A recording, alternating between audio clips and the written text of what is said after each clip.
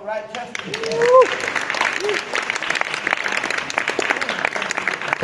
All right.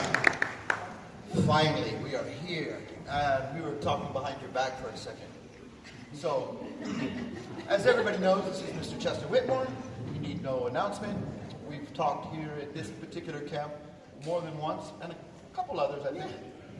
So most everybody, I would imagine, if you don't, they're going to go search the internet for everything about you.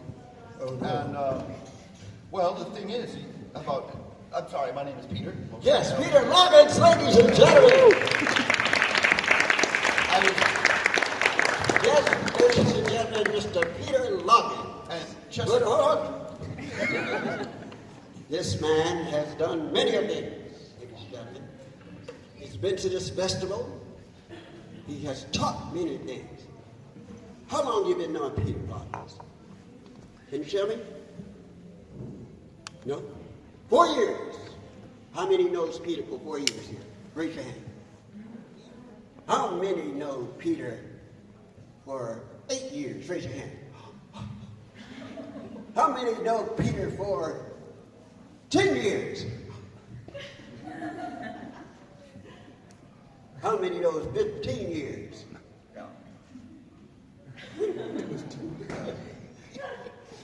20 years? Well, I have. No, hey, that's right. 23 years. Give it a round of applause. If you don't know Peter like I know Peter, it's time to know who Peter Loggins is. Is that right, ladies and gentlemen? That's right. And this is the time. Ladies and yes, this is the time to know who Peter Loggins is. Yes. How many had classes with him today? Ooh, yes. And you learned a lot. So, ladies and gentlemen, we're going to go like the life of Peter Loggins. Peter, when did you get interested in the way of dance, start of dance? Wait, when did I interested in dance? Yes, sir. Which dance? Oh, see there! There's something I didn't know. He knows multitudes of dances.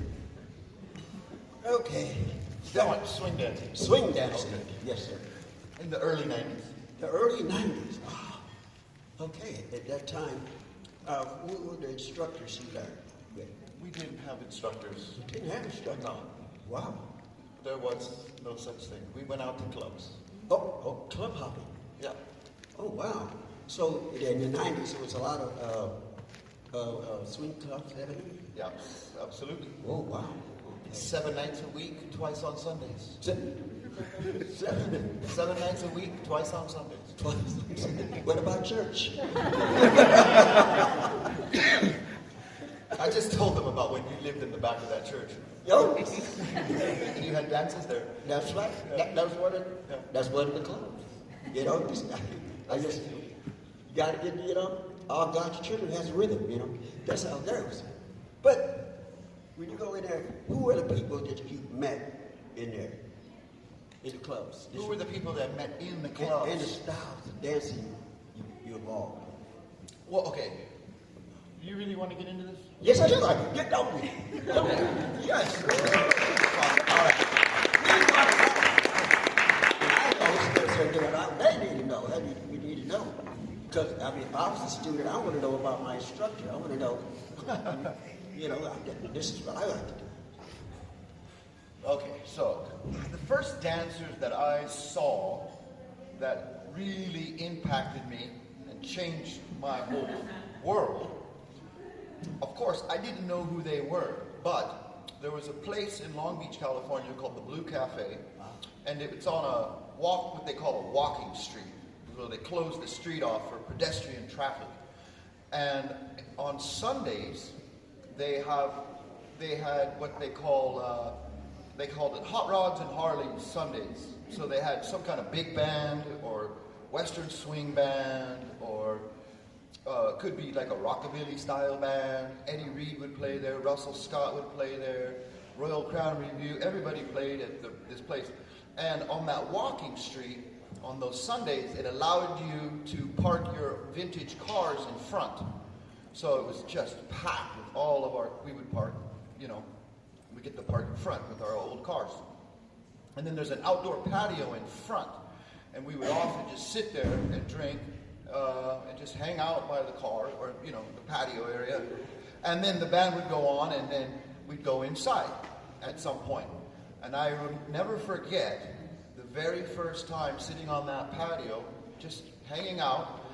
And all of a sudden, here comes this 1938 Ford, military green with the Army star on the door. This beautiful 4-door sedan. And it just comes down in between, because all these are hot rods. These are all custom, old school hot rods. And then here comes this beautiful military car, and then it parks, and out jumps 2 couples. And they're very young couples, and they're also dressed perfect, like they're in a movie from World War II. I mean, they, from head to toe, gloves, the guys and the girls, 2 couples, and they come out, we were just like jaw drop. Who the hell are these people? Are they like reenactors? They just came from a movie shoot? Because this is not very far from the Queen Mary, which is always used for movies, especially 30s and 40s movies.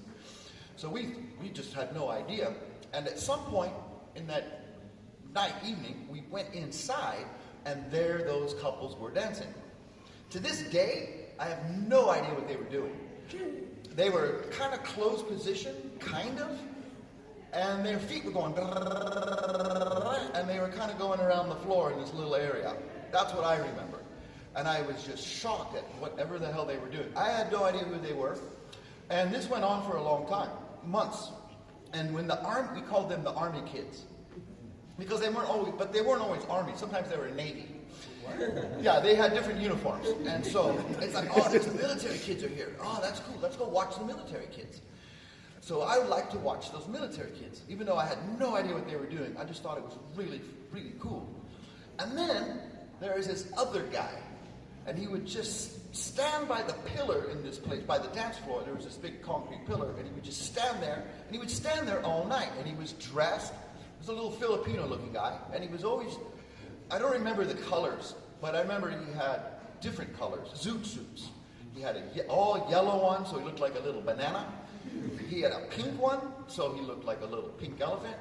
He had a leopard print looking zoot suit. And I was just looking, and he didn't dance, he just stood there. And I was like, who is this guy? All alone.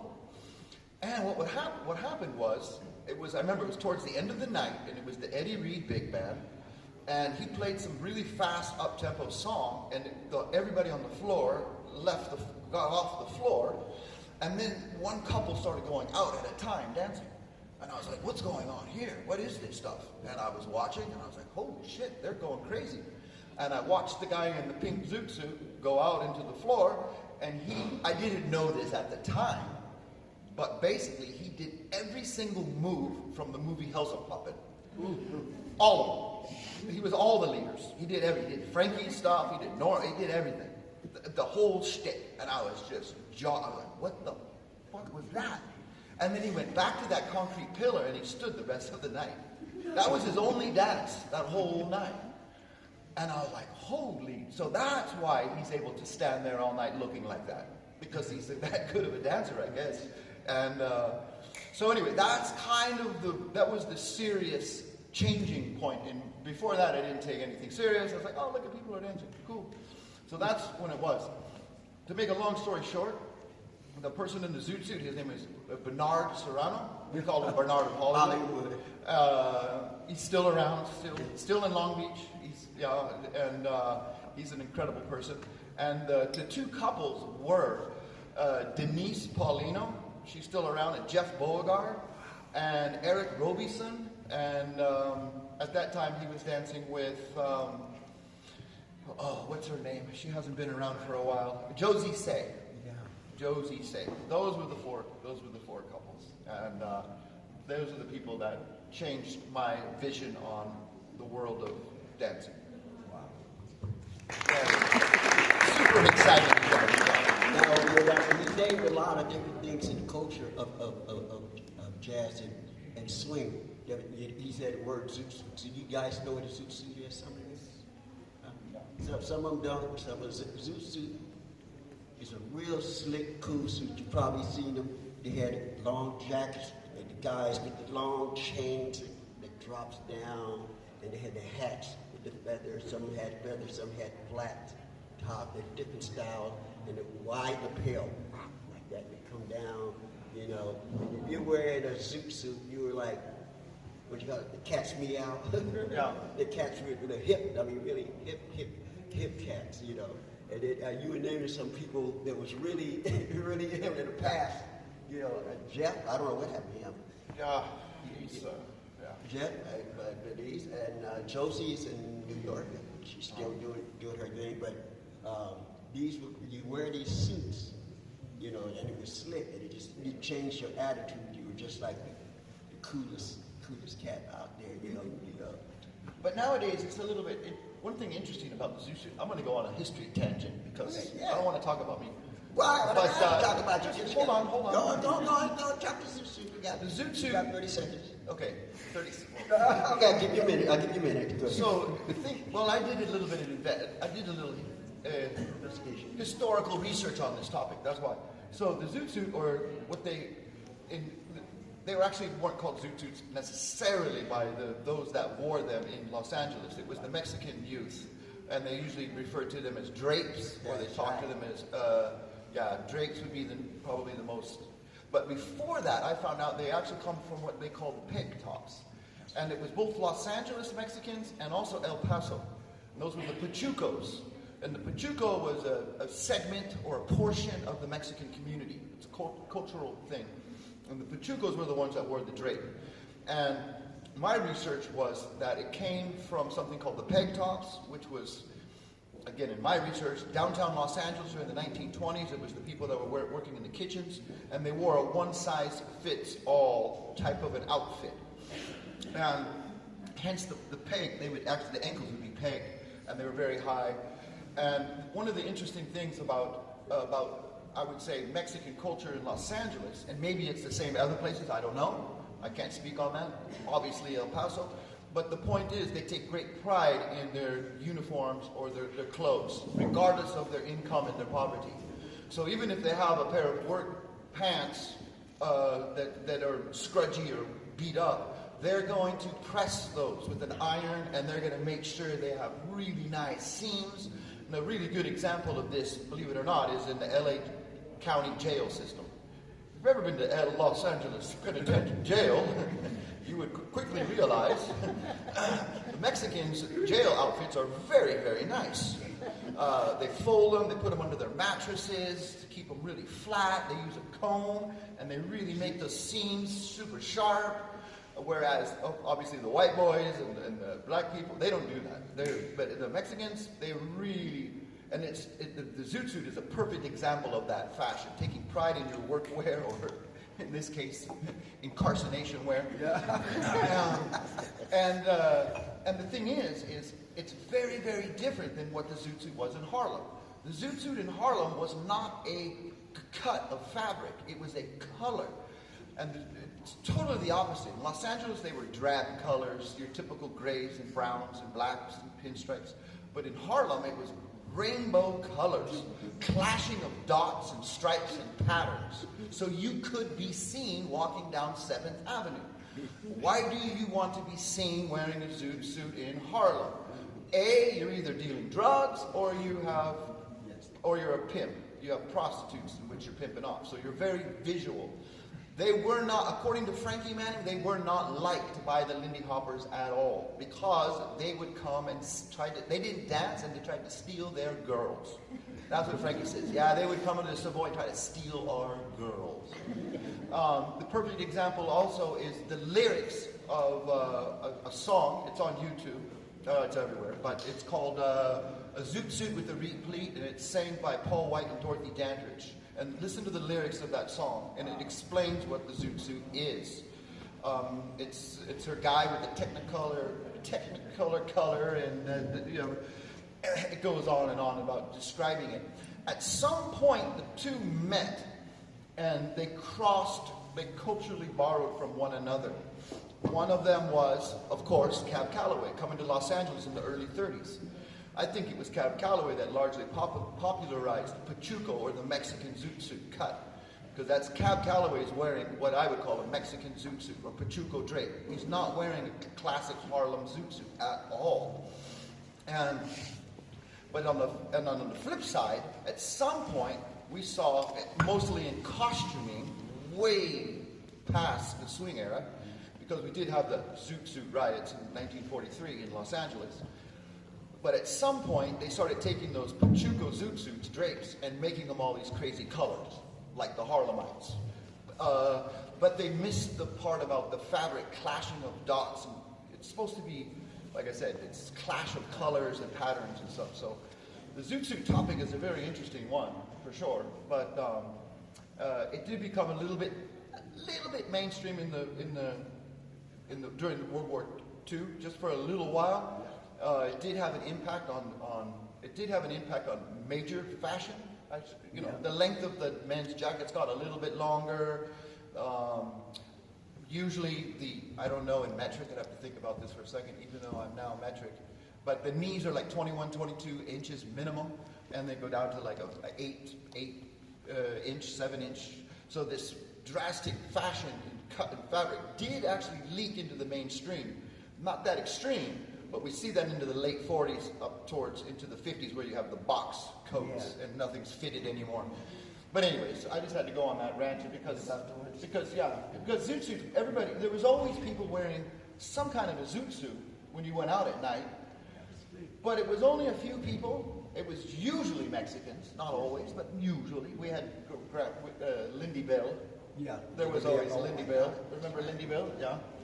We had an 80-year-old friend of ours that was just out all the time, and he was, like I said, he wasn't it's weird to say this, but he was a beginner like us, or like me, but he was in his 80s. He wasn't one of the old-timers, but he was in his 80s. But he always would wear a zoot suit, and it was very cheesy looking, because it looked like a costume, you know. But then we had Jorge Avalos, who comes from a Pachuco family, very much a zoot suit culture, Mexican friend of ours. And, him, like Bernard, he would dance, but Jorge Avalos, he would dance one song a night as well. As soon as Eddie Reed would play, what was it, it was like a big mambo number. And like all the swing dancers knew, like, okay, this song is not for us, so we'd all get off the floor. Let Jorge go. And the thing about Jorge is he'd be wearing his zoot pants, you know, they're like up to his tits, you know, like super, super high. And he would always wear those Stacey Adams, right, which is very Pachuco. And then he would be wearing like just he could be wearing this, what we call what do we call it? What's a nice way to put it? But the white undershirt. Oh yeah, they're called slingshots, or they're called wife beaters. White beaters. Because that's what you see in the trailer park with the stains all over it. But anyways, and it was the Jorge show. He would grab some random follower. I don't know how he ever got away with this shit. You guys, he would pick her up, you know, literally. He would drop her down and this chest fucking striping thing, and like only a Latin guy can get away with that shit. I would get beat up or slapped in 2 seconds, but Jorge could get away with it. Oh, man, fuck. Yeah, Jorge was amazing. Yeah. We had characters in our scene, man. Yeah. I missed that. Remember that? Jorge was like, fuck. The girls, she's terrorized. Oh. You're standing there, going out dancing is an experience. It's something and this guy, going around and picked up so much, and all those guys, they look up, Peter is like, I call him the researcher, searcher, dancer, teacher, historian. He worked hard. When he danced, he'd go out there, we would come out there, and we were just talking about where we were at the, what was it that out in the, where at? The end of the freeway. way back. We go there. San Pedro. It was San Pedro, but we were just told that what the bands would be the Monday nights. In San Pedro? No. Oh, Alpine Village. Alpine Village. Oh my God, yeah, that was a place. Monday nights. Monday nights, we are dancing anywhere you want to go out there at night, and we'll be out there, and that's where they came out his first time. Vincenzo. Vincenzo. That's where we first saw Vincenzo. Yeah, Vincenzo came out there, and these were places in Los Angeles. They were all around, and this guy he would dance, and he would talk. I thought I was neurotic and learning, trying to dance and learning. He learned it. This guy, he lived in San Pedro, and he would dance with this person, grab this person, then he'll go over here, then he'll go there, and he had a tattoo shop, out in San Pedro. And then after his clothes is over, you would dance inside of the tattoo place, all night. Well, wait a minute. Let's clarify a little bit. Yeah. So yes, I had a tattoo. I started tattooing professionally in 1991. Yeah. I opened my own shop in 95. And anyways, with a really good friend of mine, Jeff Tillman. And but it was a very, very big shop, very big store. And I had these giant windows on the corner of 6th and Mesa. So I'm just 4 blocks from the harbor, Pacific Ocean. But it was a corner building, and giant windows. It had 4 or 5 meter ceilings, super high ceiling. Well, anyways, I would let Chester use the shop for practicing, studio practice, for the dance troupe. Because Chester always had gigs coming up, this gig and that gig and this gig. So he had a little group of 4 or 5 couples of swing dancers, and we would use the tattoo shop to practice, because at nighttime those windows look like mirrors, But the funny thing is, this is on an intersection. It's a small little intersection, but across the street on that corner is a place called Sacred Grounds, a very generic coffee house name, but it was a very big venue for a coffee house. It did have a stage, it did have an amazing sound system. It had tap jams. It was a nice venue. Let's call it a venue, because that's what it was. But we would rehearse, and this is the years where I'm counting the whole time. A 5, 6, 7, and a 1, 2, 3, 4, 5, And so we would get through this whole routine, and then the whole coffee house across the street, they're sitting there watching us. We can't really see them that well, but they can see us. And then that whole side of the street, they started clapping, applauding. And it was just so embarrassing, because, we're rehearsing for some shit. And then they start clapping, like, fuck, yeah. And that was like, the one time I remember specifically was doing that, again, this is very, very beginning years for myself. I shouldn't say years, beginning weeks.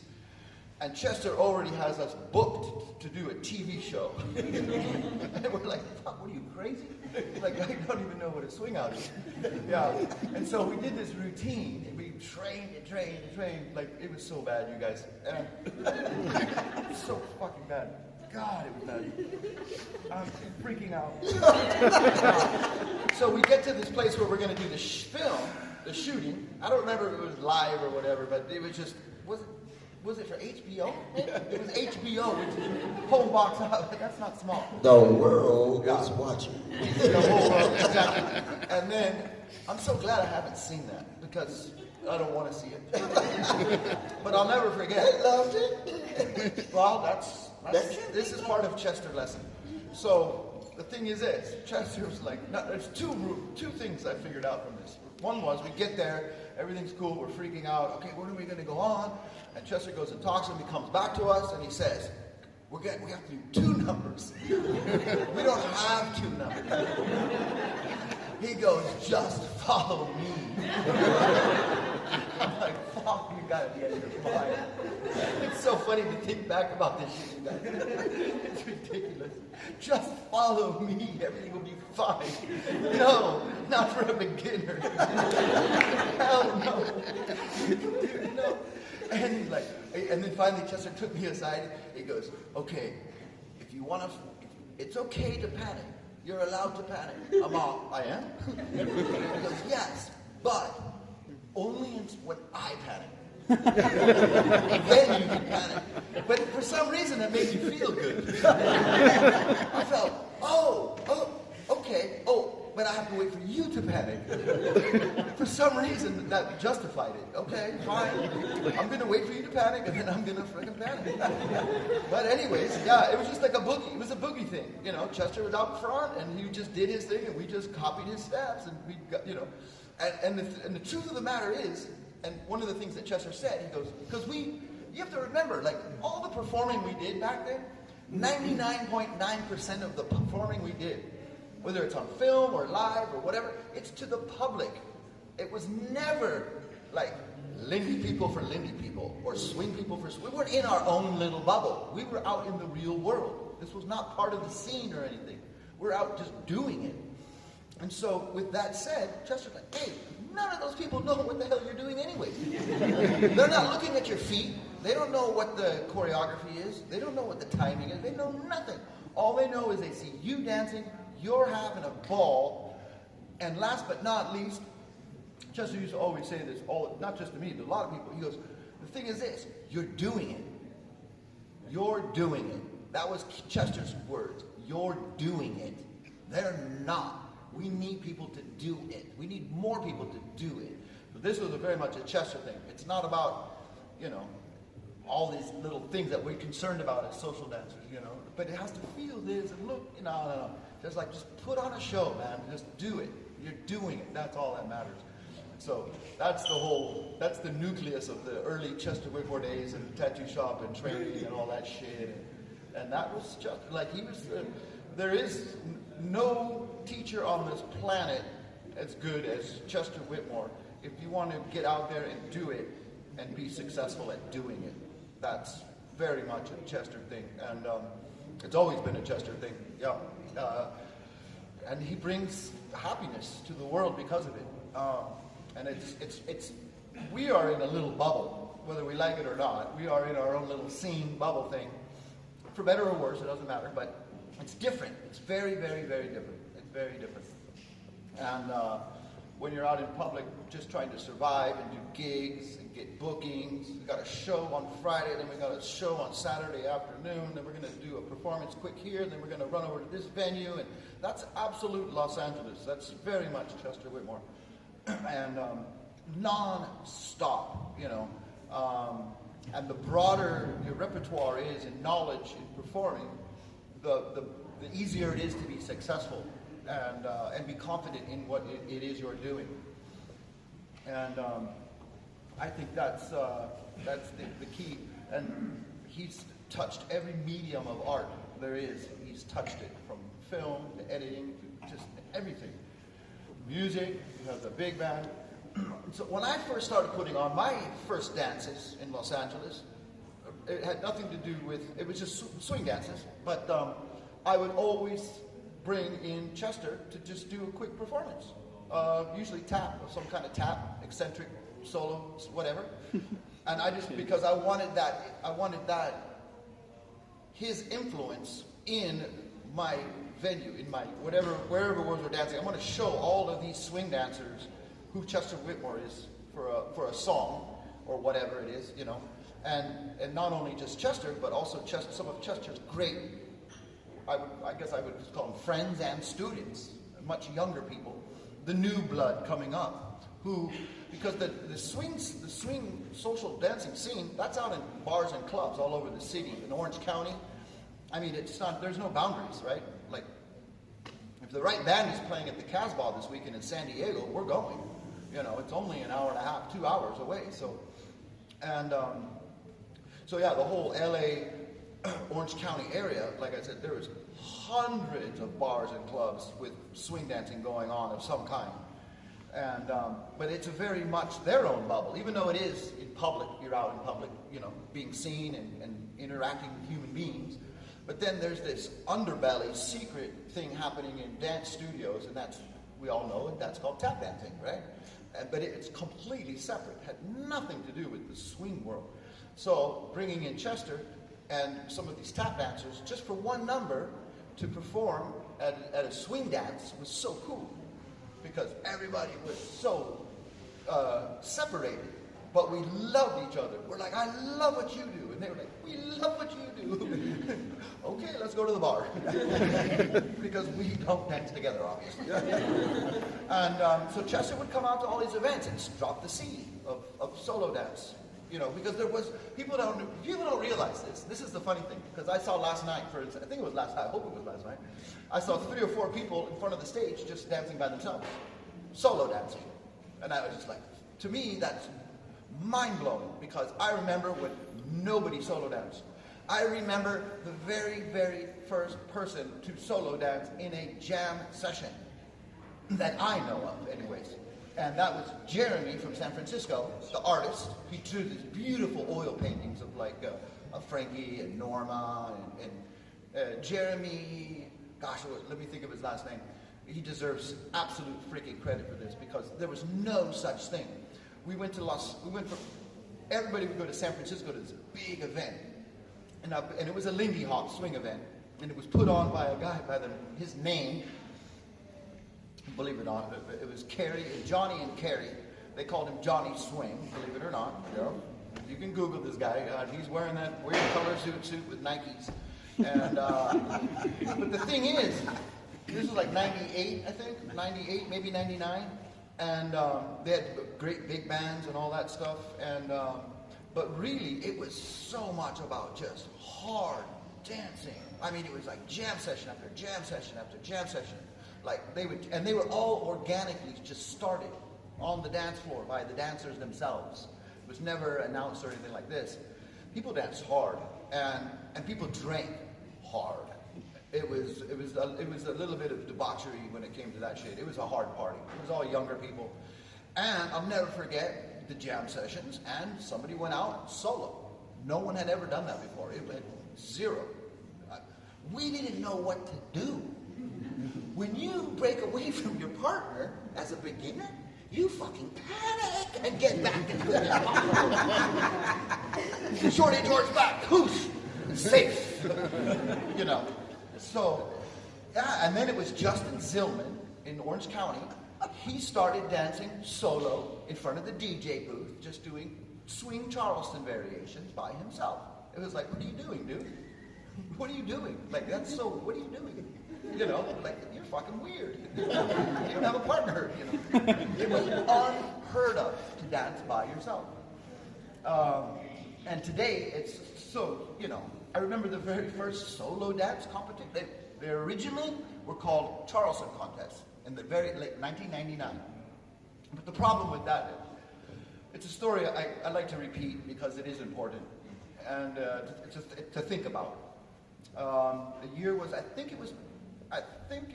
so Charleston contest had gone in 99, 2000, around 2005-ish, maybe 6, there was a huge event in Minnesota called the Ultimate Lindyhop Showdown. And it was put on by Amy Johnson. She's an incredible organizer, and her impact on the scene is actually way bigger than you would think and know. A lot of things came from, especially in competitions. A lot of stuff we do today comes because of her. And anyways, she decided to have a Charleston contest on the first night at this event. So I was a judge, so was Lance Benechek, the leading historian on Charleston and Legion Shag. So here comes the dancers all on the floor, and you have everybody dancing. First off, you have the band's playing a nice 4/4, I would call it a swing number. You have the whole audience clapping on 2 and 4, and you have all these people dancing, and Lance leans over to me and goes, Peter, he goes, what are we judging on? I knew it. Nobody's doing the Charleston. Everybody was doing jazz steps, you know, black bottom jazz, eccentric jazz, all your Scarecrow Charleston shit, and the stuff you see in Spirit Moves, the stuff we all do today. But there was one particular girl from San Francisco I happen to see and know, and she was in fact doing. There's one person doing Charleston. The rest, no, it was all just jazz steps. So we were in trouble because the best dancer was obvious. We knew who the best dancer was. She was amazing. We knew who was doing the most authentic Charleston. She was amazing. But what do we do as judges? Because if we nominate this person, it becomes a history contest, and we're going to get booed out of here big time, because the best is very obvious. One particular girl in this contest was a fantastic dancer, super good, obviously the best. You didn't even need judges to see who was the best, right? So anyways, to make a long story short, and to this day I don't even know if it was the right thing to do or not, but the best dancer did win. And after that contest, I went to Amy and said, never call it a Charleston contest again. Call it a jazz contest. Call it whatever you want, but don't call it a jazz contest. Don't call it a Charleston contest, because nobody knows what the fuck Charleston is. Sorry, but they just don't. They've learned, they got what Charleston is from Frankie Manning instead of from Leonard Reed. Leonard Reed was a 2-time Charleston champion. He invented the shim sham shimmy. He was around in Los Angeles. Most of the LA dancers knew him very well. So we many of us did get to learn what Charleston is, and what it turned into the Lindyhop 30s. It turned into something different. So it was a big problem. It was a dilemma, is what it was. But the reason I like to tell that story is because there's a thread that not just has to do with Charleston, but has to do with all of these dancers. Where as a judge, what are you going for here? Because we've all decided to do a vintage dance and somehow keep it alive in today, but at what point is it not that dance anymore? And the perfect example I can tell you, just because of Balboa, I do so much Balboa, is because there was events that would have Balboa events. They called it a Balboa event anyways, and they would have a competition. Well, for the preliminaries, in the prelims of the contest, they would say, you're only allowed to do pure Balboa. Well, for me, with my clipboard, I just throw that down, because half the people in here don't even know what Balboa really is. Historically speaking, of course. I'm talking about historically speaking. And the 1 or 2 leaders out there that I know, that do know what Balboa is, they're not so stupid to do pure Balboa in a contest. So there's a dilemma there. And so when you're talking about doing vintage dances in contests, as a historian, I don't like to judge, because I have that battle in my head. The history part of it, or the good dancing part of it. I don't want to be a historic judge. This is not who can be the most authentic, or who can be keep it, I prefer not to anyways. I prefer to everybody just dance and just judge whoever's the best. That seems to be the simplest thing to do, to keep it alive and going. And get away by using historical terms that are been kicked off.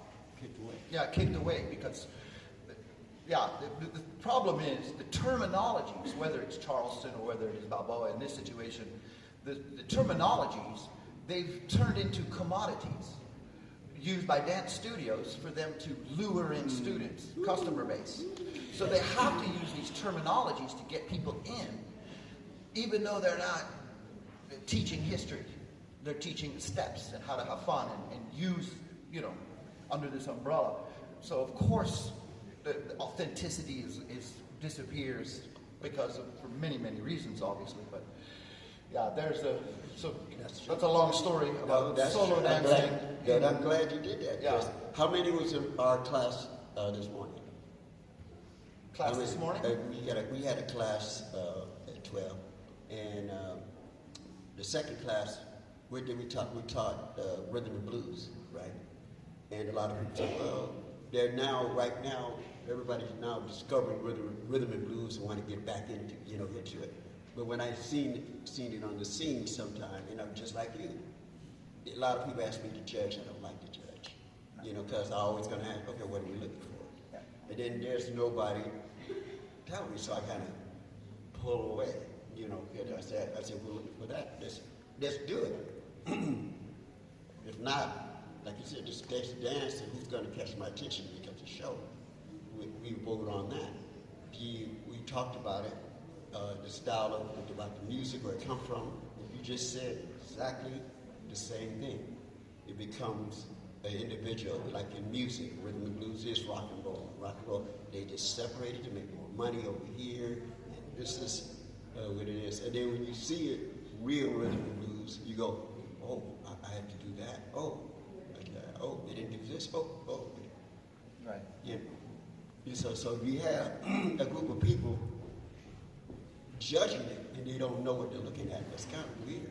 It is. It's weird. But at the same time, like all the contests that we had in Los Angeles in the 90s, early 2000s was like, there was no such thing as dancers, Lindy people or swing people, blah, blah, whatever. There was no such thing as dancers judging for dancers. That was unheard of. The judges were either the owner of the club, the friends of the owners of the club. It could be a local disc jockey, a radio disc jockey person. It could be, I'm thinking of the Universal City Walk one. Yes. And that was like, I don't remember how much money that was for, but something like $10,000. There were big money in all these contests, big money. You could make good money just being in contests for a while, for sure. But it was always these celebrity personalities or club personalities. Merv Griffin's Coconut Grove, every Friday, all summer long, for 4 months, $1,000 contest. Every Friday, $1,000, $1,000. Who's judging? I don't know. It's Merv Griffin. Well, Merv, we got to talk to him once, and Merv said, it's him and his friends, and they're eating here tonight. And it's a very posh restaurant. Very, very posh. It's so posh that the dancers can't afford to go in there to dance. So he created, this is the real Merv Griffin. He allowed, because he's a smart guy, dancers free if you're going to come in and dance. Because it's a performance for my customer base who are all rich Hollywoodites, so to say, right? So he created this super, but the point is it was so different because, especially like places like the big contest, the biggest one I can think of, I think is probably Universal City Walk, because you had like 5,000, 6,000, 7,000 people watching the contest outside of Universal Studios, and there was the contest was 2 weeks, so there was 100. The preliminaries was 100 couples on a Saturday. That's the first weekend. The second weekend they do 100 more couples, or those that didn't get picked or whatever. And then they had the finalist, which was 10 couples. So out of 200 couples, give or take, there was 10 couples in the finals.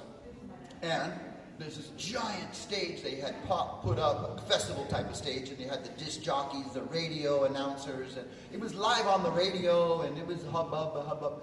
But the thing is this, when you're in a sea of 100 people doing an all-skate, think about, this is the thing that's sad and funny at the same time.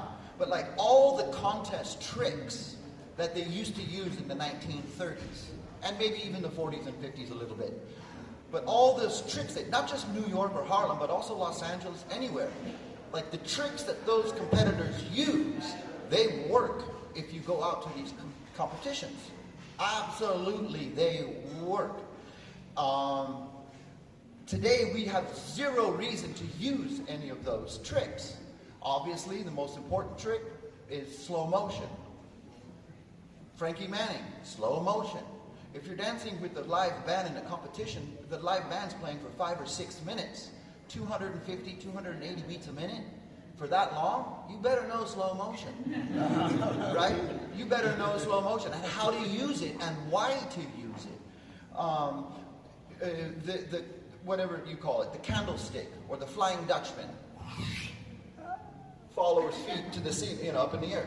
That is the really important step when you're in an all-skate with 100 couples. You go to the middle of that floor and boom, that's you're going to be seen. These are super important steps. The itch, or scratching fleas, depending on what you call it. Super important step. A great break in the dance. Not only are you taking a great break and resting, but you're also putting on a hell of a good show for the audience and the judges. They're going to be going, Imagine doing the itch. You got 8/8, 2 times through. You know what I mean? Like the contest we all do today, right? Or even in a chorus. You're not going to do slow motion. You're not going to do the itch. You're not going to do. Remember Frankie talking about beating the other Whitey's Lindy Hoppers had a white couple, Harry Rosenberg, was it? and Ruth. Harry and Ruth. They were, and actually, this is a New York history thing, but it was the best of the white Lindy Hoppers versus the best of the black Lindy Hoppers. The finals was I think it was at the Apollo Theater, and Frankie tells the story that they actually tied. They tied multiple times in a row. They keep tying until Frankie says something to the effect of, "But they had never seen the itch before." You know, so Frankie nudged out his competitor by doing the itch. I mean, like, imagine doing that today, right? How cool would that be? Oh, itch, he killed it. Okay, that is the itch. You know. But the thing is you can do the itch in so many different ways. That's the funny part. This is where it gets into, like, we could do a class on just the itch. Yeah. And one of the best ways to do, in my experience, one of the best ways to do the itch is for one partner to have it or the other first. That's right. That's the way to do it. And then, and you're looking at your partner, scratching all these fleas, and you're laughing at your partner. What the fuck is going on? And they're doing all this stuff. But then, they catch the flea, they announce with their hand that they have catched. This is important. This is important. You need to, and you throw it on your partner. That's right. Boom. Like, this is really good for all skate competitions. At some point, this person finally catches it, and what you do with it is, I like to do a little hacky sack and then eat it and then swing out. You can do whatever you want, but these are super important things that were very vital in competition dancing. And I think the funniest and probably the most extreme of all contest tricks, I can tell you, because I'm not going to compete with any of you guys, so, and we're definitely not going to go out in public and get big money, but the best trick of all was I learned from George Christopherson. And he was a multi-time California champion in the earliest 50s, the late 40s, 50s, and nobody could beat him. And he is the reason why they started doing Jack and Jills. And it was always the same 8 to 10 couples competing against each other. And so Jack decided to put all their partners' names in a hat, and that's who you get to dance with. You draw. There's no rotation. You just do one time, draw the name out of the hat, and that's who you're going to compete with. This comes from, this is important information too, I don't know why, but this comes from, Jack and Jills come from the bowling leagues. This was such a normal thing and a stereotypical American thing, especially the 40s and 50s. Bowling. Everybody liked to bowl. Don't ask me why. But they had bowling leagues all over America, and one of the things they would do was Jack and Jills. So that's where it comes from. But the thing that George Christopherson would do was, he had a couple things, but this trick worked, and I did it. And I did it exactly how George told me to, which is, so it's not my language, I'm saying this right now, it's George's language, all right? It's profanity. You get in the middle of that all skate, and you yell as loud as you can. God, I don't even want to do that. You yell as loud as you can. Suck a dick! And that makes every competitor around you freeze. While you go through your boom, over the top, spotlight, yeah, boom. Before all the couples realize what's going on, and they start dancing again. So for a couple seconds there, you have an absolute free space being spotlighted with 100 couples, 5,000 people watching. It works. I promise you it works. And the whole crowd went crazy. They didn't hear me, but they saw me spotlighting, and we're going, what's going on there? That dude's killing it. That's one trick. The second best trick for big all skates came from Hal and Betty. Before Betty passed away in the 50s, I never met Betty, unfortunately. I met Hal's second wife, Marge, very well. But so he did it with Marge as well. And that is to break away from your partner, go to the opposite sides of the floor. And what Hal and Betty did, they came up with this stupid trick, and it works. Don't ask me why. But Hal pretends that he's fishing. Across the whole dance floor. His wife's on the other side. Hulk gets it, and then he brings her back, and she does her what we call the nutbreaker step all the way across the floor, and that's always a showstopper. So there's all these little gimmicks and tricks you can do in contest to steal the light when there's so many people on the floor, or to rest, or to do whatever. And this is all part of competition dancing. Is a very, very, very much strategy that's pretty much gone today. When Hal had a list of, I think it was 23, 24 moves on a piece of paper. I don't remember exactly. He had 2 or 3 entrances, 2 or 3 exits, and the rest were moves. They would show up at a competition, and they practice these every day, all of it. But they show up and they were competing because they needed the money. If his parents said, "You want new shoes because you dance so much?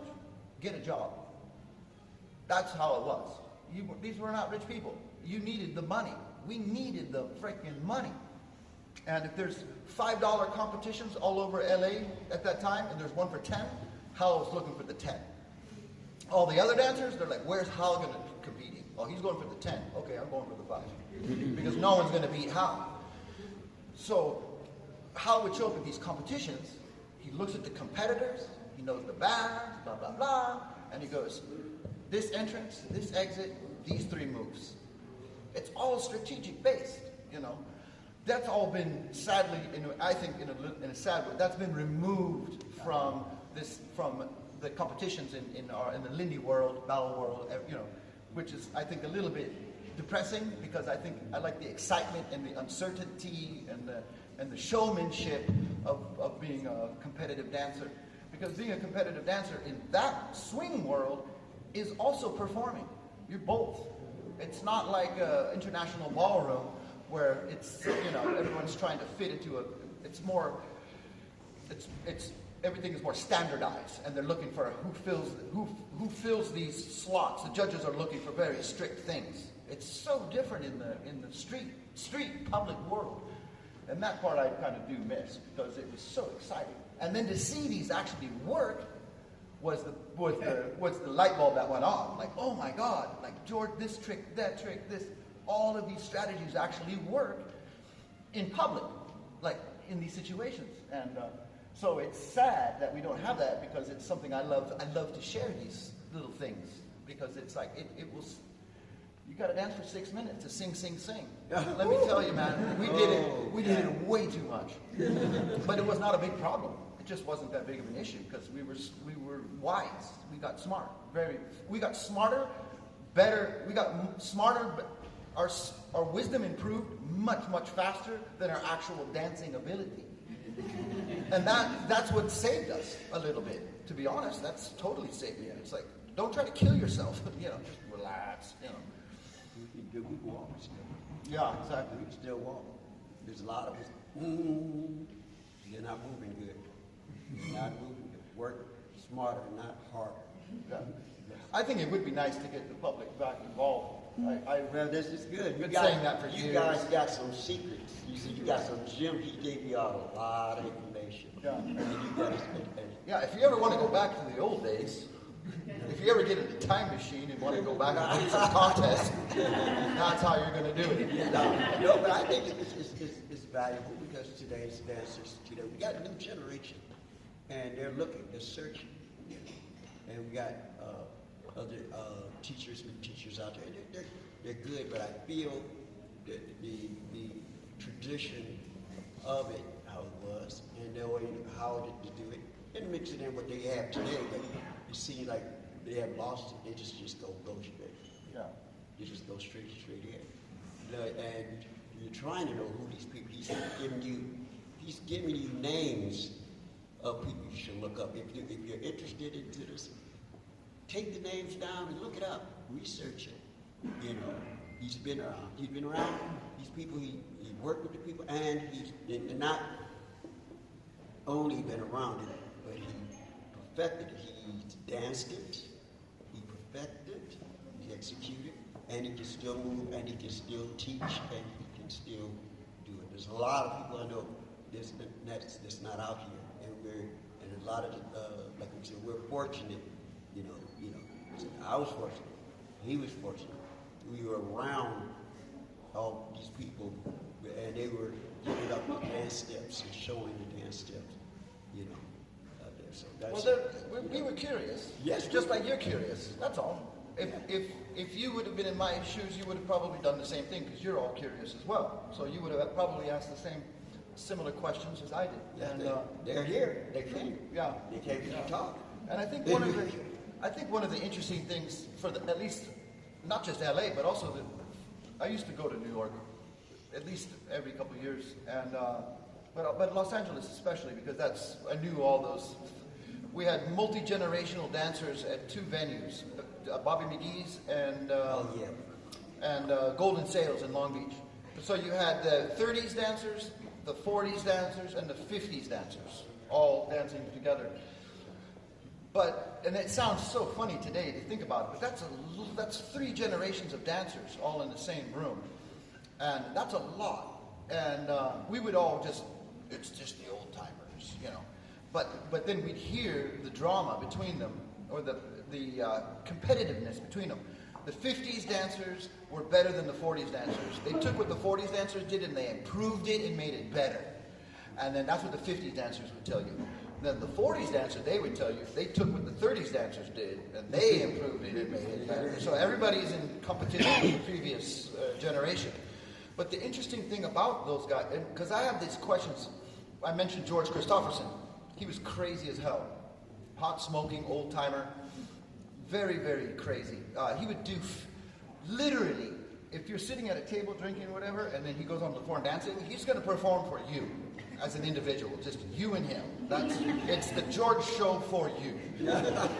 That's George. He's a clown. I have videos of him on YouTube. There's actually a video of him, unfortunately it's black and white, but you can see it. It's in 1971. He's bald on top, but his hair is long. It's dyed pink, which you cannot see in this video, but I know it is. And he has 2 ponytails on the sides of his head. This is George Christopherson. He would do fake heart attacks while dancing. This is how crazy this guy was. Like you have a heart attack. You see a guy, when you see an old timer collapse to the floor, you're like, oh shit. He reaches into his breast, pocket of his jacket, and he gets this breathalyzer thing he has. And all of a sudden, he's full of 1,000 powers swinging out like a madman. He's a showman, right? He is a one of a kind. On the flip side of him, you have, I would say, way more conservative type people, like my grandparents, I suppose. The pure Balboa people. I won't name any names, but they're there. These are opposites. Absolute freaking opposites in everything they do. Dance, everything. And I was always curious, how did these guys stay friends? There would be somebody dancing, and if you're sitting with George would yell across the dance floor, hey, Bill, you couldn't do that step in 1943. What the fuck makes you think you can do it now? You're like, what the fuck? Who is this guy? This is not my grandparents. This guy's shit talking. So there was such a weird camaraderie with these old timers. And the thing is, after talking to just all of them, actually, Venna Archer and so many of these dancers, they all said the same thing, because there was a hidden things, let's just say, behind the curtain. And the thing is when they go out to dance, they're all united by one thing, and that's dancing. And they leave their baggage at the door. Period. Doesn't matter what it is. Leave it at the door. You're here to dance. That's it. And as soon as you can respect the dance that much, where you can leave everything at the door, your ideologies, your this, your that, your angst, everything, you leave it at the door and you go just to dance.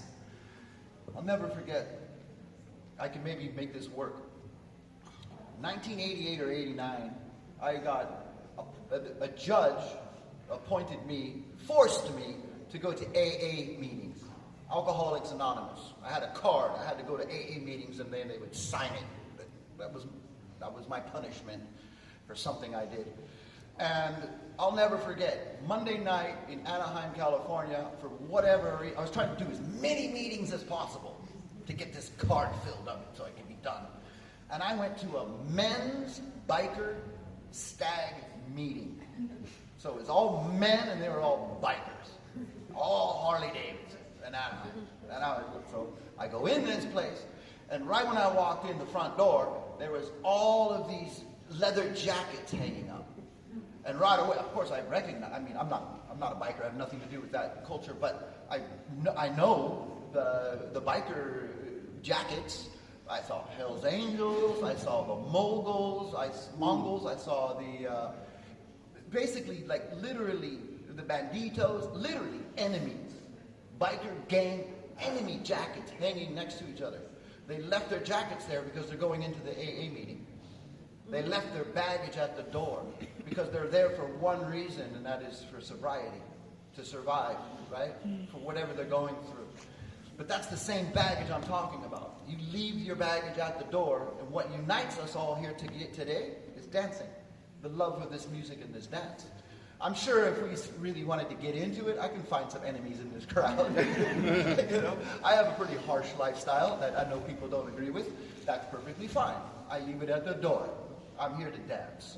And if we can put dance make the dance the most important thing to bring us together, then this will live forever, like the old timers. But if we start bringing in the dances, the outside things, let's just say things, then it starts to slowly deteriorate a little tiny bit, or making other people uncomfortable, and you know. And that's what, to me, when people ask me, what did the old timers teach you? That's the one thing that I learned from the old timers was they put the dance first and foremost. And that's what kept them friends. 30s, the 40s, the 50s, the 60s, the 70s, the 80s. Here comes Peter in the 90s and walking into this ballroom, a small club of old timers, and discovering the fountain of youth, was what I called it, the fountain of youth. And I want to know what kept them going all those years. Because all of us, we don't always feel like dancing. I mean, maybe some of you still do, but at some point you have your ups and downs, you know, and you have your moments and your not moments and stuff. And I wanted to always know what kept you going. And for me, that's like the most important story of the old timers. Take it for what it's worth. But I'd like to see that continue. And, yeah. Loggins, it's time to interview Chester. Take the power. Perfect. We have for a few questions, topics to interview them, Chester. What? Yes, it's enough. That was good. Yeah. They can do that tomorrow. This is good. So with Chester, wait, time out. So, Chester is gone. Now it's Loggins. yeah, time out. So listen, I met you through Eddie Reed. Oh. Eddie Reed, big band. Okay. Eddie Reed, big band. We don't need to talk about Eddie, but yeah. Eddie Reed. Oh. Hello? Yeah. Okay, I'll be with one. So, meeting Chester, Eddie Reed Big Band. Eddie Reed would do shows, private performances, concerts, and private parties all over Los Angeles, Orange County area. And he would bring in a couple to swing dance for one number. So you're behind the stage a whole night. And then for one song, you go out and you swing dance and you go back. That's it. That was your job. That was the night. Chester, same thing. That's how we originally met, was through Eddie Reed Big Band. He was the tap dancer, I was the swing dancer with either Alicia or Lisa, I don't remember, but that's how we first met. And then come to find out, he lived 10 minutes from me in Gardena, which is just down the street. And before, when you left for a little while, I told him the story of you making me and your son CJ, when CJ was 10 years old, practicing on carpet like this, because you don't need volume. You know, I don't. And I think he also was being polite, saying, "I don't want to hear you." but that was CJ. Now CJ, I told him. He's like,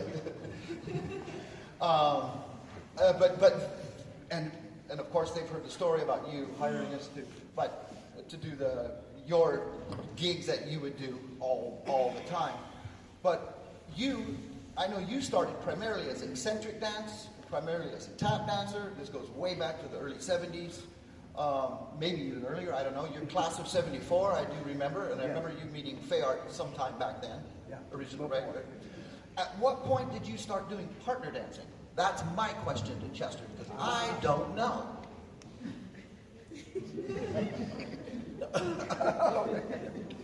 Partner dancing? When did you start partner dancing? That was in 1972. Okay. And my first Lindy teacher was Archie Savage. Oh. Archie Savage at that time. Archie was there. And semi-tap dancing or historical dancing was Willie Coban. Tell everybody who Archie Savage is real quick. Archie Savage. Because they all know him, but they don't know him. Okay. They all know him, though. Archie Savage was like the West Coast Ranking Manning at that time. Oh, yeah, that's right. Jammin' the Blues, have you ever seen the video called Jammin' the Blues with all the great musicians, with Powell and Joe Jones and a lot of the piano, Roy Eldridge, and this music video. And they had these two dancers, Maria Bryan and Archie Savage, and that was the first. He did Afro-Cuban dancing and the style of jazz. At that time, I was doing like Maria Bryan, and that was my first partner dancing. But doing that the previous time in the early 70s, that's when I was doing tap too. And I was working with Bayard Nicholas at the Nicholas Brothers, and that was my first tap teachings at that time. And then we were, again, like we said, we didn't, not going to schools. We didn't. It was not like going to tap school or going to Lindyhop schools. These were the guys that were doing it, and we were right there, and we were hanging out with them. It's going to be a day that you're going to learn a step. You're going to have to learn a step. Hanging out with these people all the time. So, being in the process of doing that time, that was one of my first things of jazz and so forth. And then it moved on to the other dancers like Frenchie, Clarence Frenchie. I did work with Duke Ellington's. They did Jump with Joy. And then I worked, that was it, the comic eccentric dancing. Esmond Mosby of the Three Chocolatiers. They were the first trio groups that brought jazz over to China at the time. Roy Eldridge, Buck Clayton. Buck Clayton's orchestra at that time. Chocolatiers. And they came up with the jazz step called pecking. The pecking. And that was at the Cotton Club, Frank Sebastian's Cotton Club in Los Angeles. That's correct. That's right there. That was Los Angeles Cotton Club at that time. And it, like New York City had Harlem, but Los Angeles had Central Avenue. So that's where I started. But my main Lindy teacher was Norma. Of course. For 36 years hanging with her. And what was the first year you met Leonard Reed? Met Leonard Reed, 1978. 78. 1978. I love his computer. Because at that time, It's like dial-up still. 78. yeah, because it was at that time it was Resurgence of Swing was in the 80s. I was doing it before the 80s, so I was with Leonard because we had a documentary out at the time. It was Christian Blackwell's tap dancing, and it was a little bit before that, and that's when John Bubbles was there. Met Leonard. It was so crazy. There was a place in Hollywood, Capizio's shoe store. Capizio's. Downtown LA, there's a big, that's where the Capizio store is. You know, there all the dancers go get Capizio. And I was moving boxes and helping them out. And across the street on Vine in Yucca was a studio called Rainbow Dance Studio. And then they would say, oh, deliver the package all across the grid. So I'm delivering these packages up the steps, and I hear this piano. I hear these voices. I'm going, oh, wow. I walk up, and there's this madman on the piano. And it's about 6, 7, 8 people lined up. And they're singing, and he stops and looks at me. I kind of interrupted them walking in. And he goes, he said, you. He said, Ken. I said, what? You're late. I said, okay, I'm sorry that I'm late. He said, get over here. Well, I'm about to go. Get over here. Sir, I got to get over. And the people in the back were going, don't argue with him. Just get over here. So I walk, and I line up with them in a straight line. So you're the delivery boy, and now you're lined up in the dance class. Yeah, in a production. It's a production. And I'm going like, what's going on? And then he said, okay, we're going to take it from the top. I'm going, huh? He said, you were sluggish on this one move in the song. And they go, dun-dun-dun-dun-dun, and the music was going, and they're going, it's the Harlem Express coming your way. And look out, look out, look out. And I'm going, that's a pretty catchy number. And I'm going, yeah. And he looks, he says, stop! And the band stopped, he stopped. He said,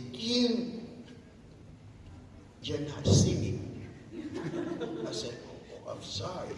He said, sing. Then we go do it again. Harlem. And I'm trying to, what's going? And he said, stop it, sing. Will you sing? I said, okay. I'll just mouth with it, go like that.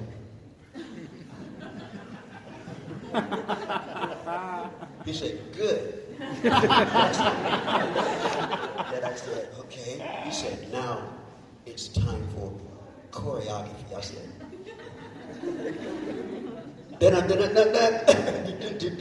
they were dancing, and I got hit in the head. I got cream, knocked on the floor. I said, stop. Everybody stop. Sir, I think you've mistaken me for somebody else. This is horrible. It has been an experience. And I'm going out that door, and I see all of you later. And I went to walk out the door, and then he says, wait a minute, you motherfucker. Be here tomorrow at 10 a.m. That's how that night. Crazy. Leonard Reed.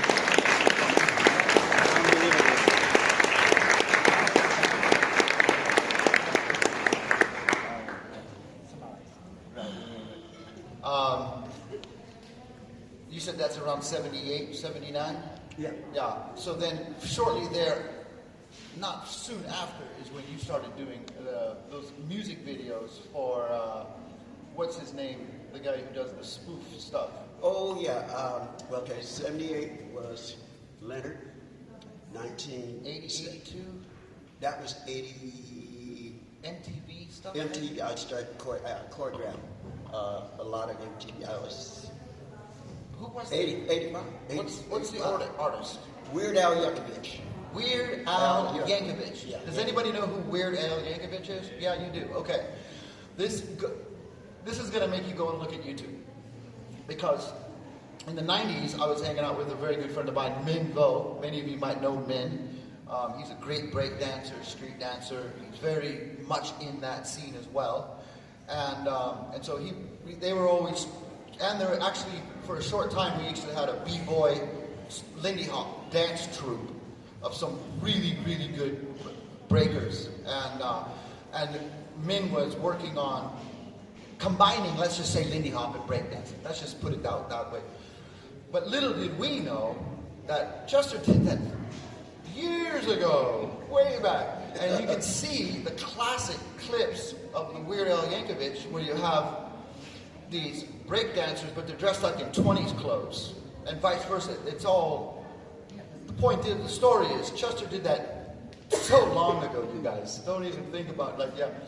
And what was the innovation behind the combination of, I guess it's the atmosphere of Weird Al Yankovic. Weird Al was He mixes so much stuff. He loved parodies. He loved the old school. He loved the new school. And they were looking for a choreographer. His secretary knew me and said, "There's this guy named Chester. Bring him in." And I did the movie called Johnny Dangerously, did in the 1920s. And MTV videos were coming out. And if you wanted to get a name as a choreographer, you got to do it with 50. So they hired me, but at first, they ran out of money. He said, "But I tell you what, you do this job, I'll give you credit and stuff." He said, I said, "Sure, I'll do it. Hey, I need it for the credit." I did the video. You look on YouTube, it's called "This Is the Life of Weird Al Yankovic." It got out to be a hit. Then my phone started to ring, and then all kind of artists started calling me. Rick James called me up. The Commodores called me up. Tina Marie called me up. Britney Spears called me up. MC Hammer called me up. All these guys started calling me up to do and we started doing, just parodies of, they had the break dancers, they had the guys in knickers, Jerome 20s, they were doing locking. I even had MJ call me. That's how I met, second time I met. Michael Jackson called me up. I did, have you seen Smooth Criminal? Yeah. That's mine. I did Smooth Criminal. I done Escapades with Janet Jackson. I've done Prince? Yeah, I've done Prince and a lot of all those stuff. And they're influenced by the swing scene and everything else. So Michael got the lead from Jenny Lagarde. Yeah. So I've got a lot of stuff you probably grew up with, but you didn't know that I was doing. And the movie, how many seen the movie Breaking? With all the break dancers? That was done at my place, the after school program. So, we're going to wrap it up here, you guys, but I'd like to first give an opportunity to anybody here. If you have a question for Chester, now would be a great opportunity. Yes, perfect. Yeah. Chester, you said that you started swing dancing during the 70s and that kind of came back in the 80s. So how did you find out about it and what was really the motivation to start dancing? Because I imagine kind of like there would be not many venues to even practice what you learned. To enjoy social dancing. Oh, how did I discover swing dancing? Yeah. Well, there was a time with swing and tap. At that time, again, a lot of people don't realize I didn't picture myself as a dancer. I'm a filmmaker. I make films, and I was doing films when I'm in my early teens. And when you're doing it, you have to research. And I was doing documentaries, and I was doing a thing on the Philadelphia Ballet Company. And I always loved old movies. And I was asking questions: what style of dance? They said, "Oh, an actor style, that's swing dancing, that's tap." I said, if I was going to be a dancer, that's what I wanted. And I started researching, looking for it. At that time, not many books, those books. And I started reading up on these different people, but not knowing that I was going to run into these people. Good question. Any more? No. Kestis says no. Okay, perfect, no problem. You guys, thank you for letting us bend your ear. Mr. Whitmore. Mr. Peter Loggins.